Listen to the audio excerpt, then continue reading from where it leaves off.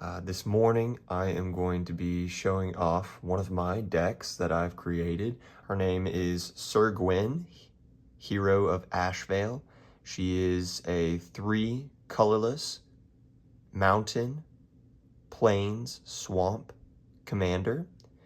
She is a human knight with vigilance and menace. She's a 5/5. Her ability reads, whenever an equipment creature you control attacks, you draw a card and you lose 1 life. This next part's really busted. It says, equipment you control have equip knight 0.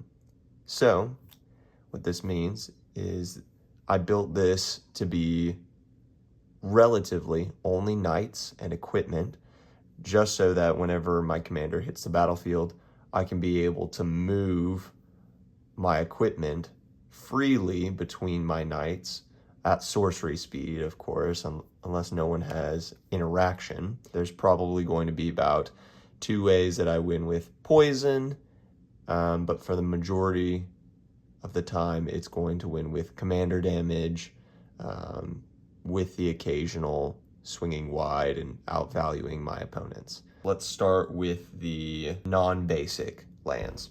So the first one that I have is called Scoured Barrens. Enters the battlefield tapped, gain a life. The next one I have is Axguard Armory. Then I have Shadowy Backstreets. Enters the battlefield tapped, but then it's a Surveil land. Evolving Wilds. You know, our commander is a 3-color commander, so make sure that we want to be able to fix our mana, which is really, really important. So Evolving Wilds. Blood-Filled Caves. Enters the battlefield tapped, gain a life. Windscarred Crag. Tapped, gain a life. Nomad Outpost. Enters the battlefield tapped. You can tap for any one of our commander's colors. Stone Quarry, Mountain Plains, and then Silver Quill Campus. And then lastly, Tournament Grounds. This is a pretty helpful land. It doesn't come into the battlefield tapped, but it can only tap for it could tap for a colorless, or it could tap for a mountain, plains, or swamp, and it can be only used to cast night or equipment spells, which that's the majority of the deck. The rest are just basic lands. I like to pick the old kind of art, just kind of makes it look like it's been through war. Just flavor. So in total, I have 25 basic lands, 10 non-basic. So in total, about 35. Now let's get into the mana rocks that I put in this deck. Arcane Signet, really helpful. Mind Stone for ramp. Then I have Rakdos Signet and Orzhov Signet. And I decided to add a little Hithian Rope in there. I thought that could be kind of fun and cool. It can really help in a pinch if I need to draw cards or search for basic lands. It's a 2 mana, can't be sacrificed.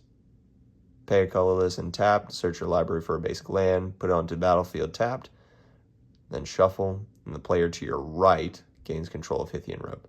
So if anything, I might just get 1 activation out of it, which is totally fine. If my opponents want to activate it, it has a higher chance of coming back to me, which is good. And then I just added the Fire Diamond, Marble Diamond, and Charcoal Diamond in here. Those are the mana rocks. 1, 2, 3, 4, 5, 6, 7, 8. 8 mana rocks in there. Non-land cards, non-creature cards. Bond of Discipline. I think this is a super helpful card, especially late game. If I'm low on health, it gives all my creatures lifelink until end of turn, but it also taps all creatures my opponents control. So if I'm stuck, if I have a super big creature, but I don't have trample on her, I don't have evasion, this is a good way of kind of swinging in with my equipped creatures and gaining life in the process, which is really, really helpful. This is kind of like one of the win conditions it can be. Sign in Blood, you do need a little bit of card draw in the game. Can't just rely on Sir Gwen because she's she costs 6 to be able to get out. So you definitely need a way to be able to keep putting lands in your hand, keep cycling your cards. First board wipe, Merciless Eviction. Another card draw, Thrill of Possibility, instant speed, pretty good. I just threw a greed in there. Just pay a black and 2 life, draw a card. It's not too bad. Sir Gwen is already doing a little bit of pain for us anyways. Rising of the Day. So this is going to be important to add into the deck. There's a couple more cards in the deck that also give my commander haste, because apparently, even though Sir Gwen is on a horse, she doesn't have haste. So this is going to be important. Really good card. Read the Bones, another card draw. Here's some interaction that we have. Wild Magic Surge, so it's destroy target permanent, so that's going to be really, really important. I do have a Terminate. Destroy target creature. Faithless Looting, more card draw. I have really been deciding whether to keep this card or not. Forging the Tyrite Sword. The only reason why I keep this in this deck is because it does help me with temporary ramp whenever I play it. And at the beginning of my next upkeep, it's going to create a treasure token. And then it's a tutor for a equipment that I need or would like to have, depending on what the game state is going to be like. So very helpful, only for 3 mana. It's pretty cheap. That's why I kind of keep it around. And then the last is a board wipe, Wrath of God. Let's go ahead and talk about the creatures in this deck. For the first night, Order of Midnight. It's an adventure card. On the adventure side, I can pay a colorless and a black and return target creature card from your graveyard to your hand. So that could be really, really helpful. Otherwise, it's a 2/2 flying human knight that can't block. But the important part on this is flying, because we do want to have a little bit of evasion. That's why I keep her around. Lizard Blades. This can be an equipment. You have to pay its reconfigure cost, though. It's not an equip cost, it's a reconfigure. So they're a little bit separate, and it won't interact with Sir Gwen's ability, but it's a 1/1 equipment lizard. I can pay 2 and reconfigure it to a creature, and it gives it double strike, which is really helpful. Mirian Crusader. This is a really fun card. It's a 2/2 double strike protection from black and green. So again, a little bit of evasion and double strike, which is helpful. Danitha is a good card. A lot of keywords, first strike, vigilance, and lifelink. Again, we're going to be losing a lot of life pretty quickly. And it says aura and equipment spells you cast cost 1 less. I really love this card. A lot of text on it. Acclaimed Contender. It's a 2 colorless, 1 plains. Whenever Acclaimed Contender enters the battlefield, if you control another knight, look the top 5 cards of your library. You may reveal a knight, aura, or equipment, or legendary artifact card from among them and put it into your hand. So it's pretty cool. It kind of digs for different equipment or knights that I want to add to my hand.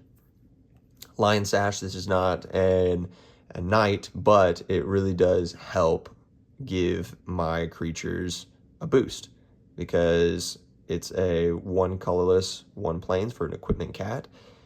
Lion Sash, and it has an ability to pay a plains and exile a target card from a graveyard. If it was a permanent card, I put a 1/1 counter on Lion Sash. And then it says equipped creature gets +1/+1 for each +1/+1 counter on Lion Sash.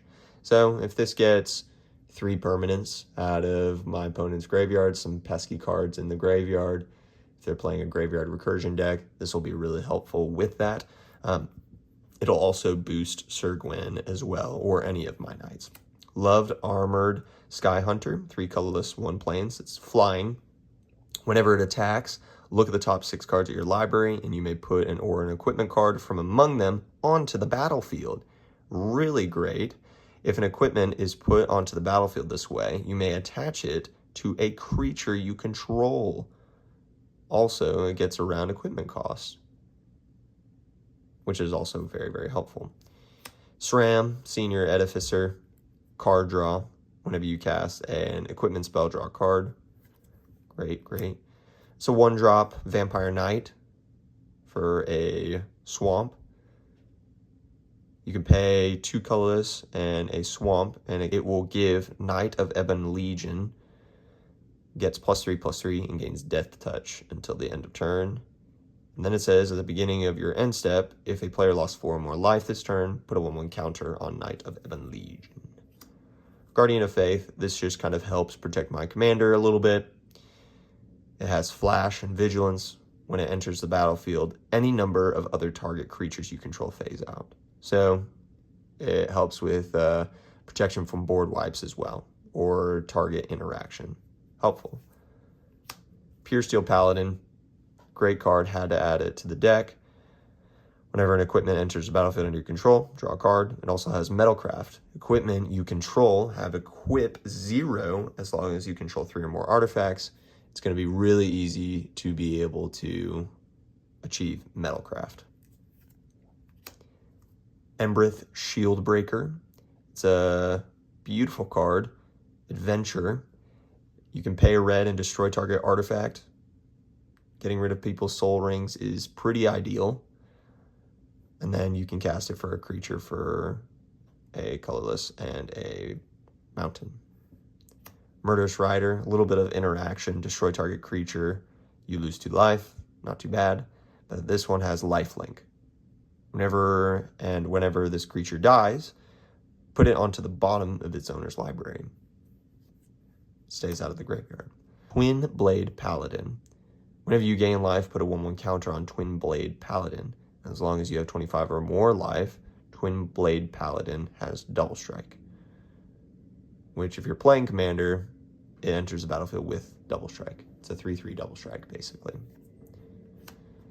Fiendslayer Paladin has First Strike lifelink. Can't be the target of black or red spells, which is pretty good. Kind of gets around a little bit of removal. Smitten Swordsman. It's a very beautiful adventure card. You can pay a black on its adventure side, and you gain X life, and each opponent loses X life, where X is the number of knights you control. You're not really going to be activating that a whole lot. What you really care about is the lifelink portion, which can be helpful. Fervent Champion, First Strike haste, and whenever Fervent Champion attacks, another target attacking knight you control gets +1/+0 until the end of turn. And it says equipment abilities you activate that target Fervent Champion costs 3 less to activate, which is basically pretty much almost all of my equipment. We'll get there in a second. Danitha, Benalia's Hope, First Strike Vigilance lifelink. Whenever it enters the battlefield, you may put an aura and equipment card from your hand or graveyard onto the battlefield attached to Danitha, which is really good. And lastly, Blood Crusher of Khorne. It has Trample, and other creatures you control have Trample. 25 different pieces of equipment to help boost your commander. The first one that we will show y'all is Grafted Exoskeleton. Costs 4 to be able to play it. This is one of the win conditions to win with Infect damage. Equipped creature gets +2/+2 and has Infect. However, stipulation, whenever Grafted Exoskeleton becomes unattached from a permanent, sacrifice that permanent, which isn't too bad, because if you equip this to Sir Gwen, you are not going to remove it from Sir Gwen. This is kind of like a pet card for me in this deck, Wand of Orcus. Whenever one of my creatures attacks and deals combat damage to a player, I'll create that many 2/2 zombies. Kind of makes my board a little bit wider, which is really good, but it also gives whenever my creature attacks, it gives it Death Touch, which also makes it a little bit harder to be able to block. It's a little pet card for me. I like to add it in the deck. Basilisk Collar. Equipped creature has Death Touch and lifelink. Volshock Battle Gear. Embercleave. Gotta have it. Trample, Double Strike. It's 4 colorless and 2 mountain. It has Flash, and this spell costs 1 less for each attacking creature you control. Whenever Embercleave enters the battlefield, attach it to target creature you control. An equipped creature gets +1/+1. It has double strike and trample. Very sneaky. That's another win condition. Quietus Spike. Equipped creature has death touch. An equipped creature, whenever an equipped creature deals combat damage to a player, that player loses half their life, rounded up. Helps get my opponents to lower life totals to be able to swing for the win. Fire Shrieker, another double strike card. Sunforger, there is a couple of instances that can be able to help me in a pinch. It also gives equipped creature +4/+0, which is also a huge number. The Spear of Leondius. I hope I said that right. It's an Assassin's Creed card. It's pretty good. I love all the different the modes on it. Just because depending on what the game is like, it can really help me in different ways. Equipped creature, whenever equipped creature attacks, I can choose one. Bull Rush, it gains double strike until end of turn. I can create a 3/2 legendary red horse creature token named Phobos. And then I can also discard 2 cards and draw 2 cards, which is really helpful. Mask of Gristlebrand. It gives one of my creatures evasion, flying, and lifelink. And whenever a equipped creature dies, you may pay X life, where X is its power. And if you do, draw X cards. So that can be pretty helpful for a rebound, board wipe, or target removal spell. Holy Avenger gives my target creature, equipped creature, double strike. Mirror Shield gives my creature +2/+0 and hexproof, which is really helpful. Swiftfoot Boots, hexproof and haste. Argentum Armor, equipped creature gets +6/+6. Whenever a equipped creature attacks, destroy target permanent. It could be a land, it can be an enchantment, it can be a creature, artifact, whatever is the biggest problem. Blackblade Reforge. It's a really easy card to be able to cast, get onto the battlefield. An equipped creature gets +1/+1 for each land you control. Cloak of the Bat. Equipped creature has flying and haste. Again, haste, very important in this deck. Hot Soup. Love this card. It says equipped creature can't be blocked, but it does have whenever an equipped creature is dealt damage, destroy it. So this is basically when it comes to any pinging decks or anyone that's playing red and has a lightning bolt or shock, which does happen. Has not happened to me yet, but it could happen. Stipulations pretty low and narrow. Loxodon Warhammer. Equipped creature gets +3/+0 and has trample. Again, very important, but also has lifelink. Packed Weapon. If I'm in a pinch and I'm about to lose the game, equipping this onto one of my creatures and not being able to lose the game is super helpful. But it just says that I can't lose the game, but my opponents can. So this can definitely help. I've definitely prolonged a game with that card, and I have gotten well below 0 until I ended up losing. Colossus Hammer gives +10/+10. Champion's Helm. I recently added this card to the deck, and it has helped me tremendously. It just gives +2/+2, and as long as equipped creature is legendary, it has hexproof. Sword of Vengeance. This is a little bit of a sleeper card. Gives equipped creature +2/+0, and has first strike, vigilance, trample, and haste. Heartseeker. This is such an annoying card to play against. You can auto-equip it to your knights that are already on the field and just tap them to destroy pesky creature cards. Basically for free. Sword of the Animist. A little bit of a ramp equipment. Very helpful. And Fleet Feather Sandals. Equipped creature has flying and haste. Another one of those really, really amazing cards. So those are the 25 equipments that I have. But let's see how it does. We're going to play a really quick hand just so you can be able to see what the hands are like.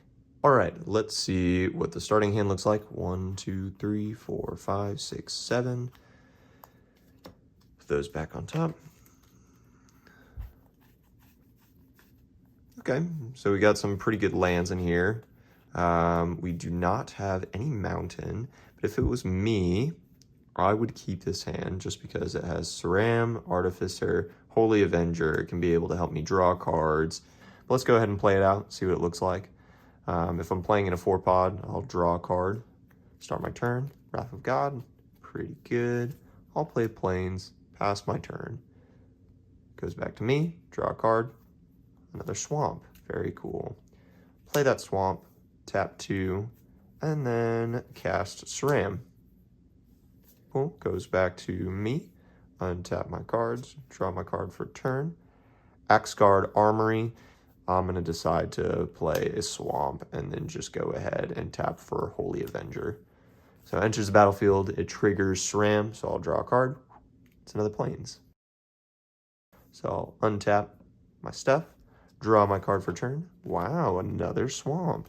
No problem. So we'll just, now we will play Axguard Armory and move to equip Holy Avenger to Saram, giving him double strike. So 2/2 double strike. So we're just going to go ahead, untap, draw for card, draw for turn. Wand of Orcus. Perfect. So I'll play, or before I do that, excuse me, I want to try to see if I can hit my land drop. So Wand of Orcus enters, drawing a card, Grafted Exoskeleton. Not too shabby. So I will play this Plains. Going to my turn again. Bump that camera a little bit. Draw a card for turn. Charcoal Diamond. A little bit of rampage going on.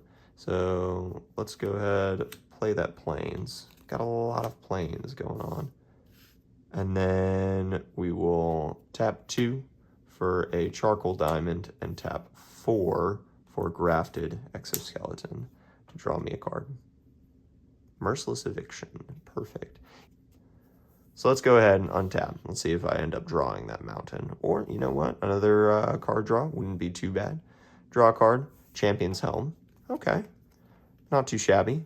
So I will tap 3 to play Champion's Helm to draw me a card. Let's see what I get.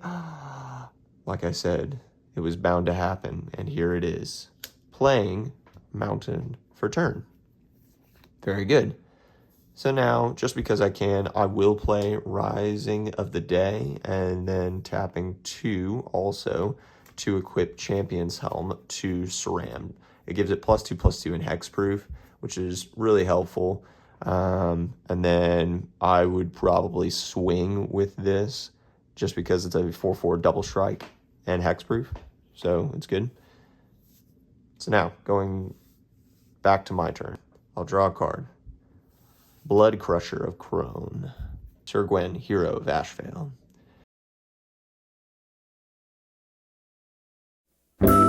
So, as you can see, the hand that I drew at the beginning was pretty good. 4 lands, 2 swamp, 2 plains. It's a really fun deck. It's kind of like, I saw a video one time that said that Sir Gwen was basically kind of like we're building Iron Man, the Iron Man suit. And honestly, it really is. I have a lot of fun playing with this deck. It's just really fun being able to shift and move my equipment freely among my knights. But it's also really cool just to be able to win in different ways. So, have a good day.